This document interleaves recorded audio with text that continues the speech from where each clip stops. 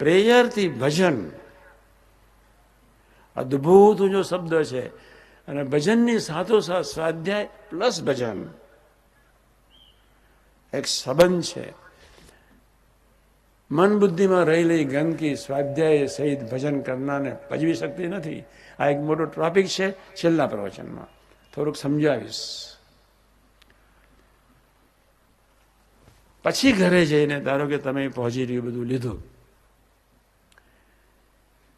અહીંથી ઘરે જઈને નફો તોટો દિવાળીનો બેસતા વર્ષનો અમે ચોપડા પૂજન લખીએ, બધું ઘણું લખીએ અંદર.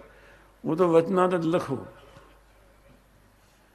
પ્રથમ 16 અને 18 પ્રમાણેનો સ્વધર્મ છે. તો તમારી રક્ષા ભગવાનને નહીં કરવી હોય તો કરશે ને જ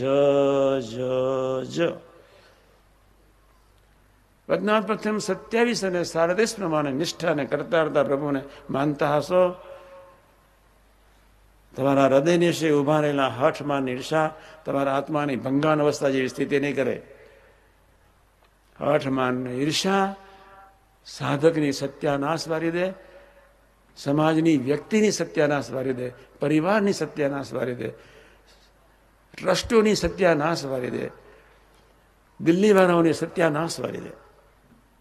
હઠ માન ઈર્ષા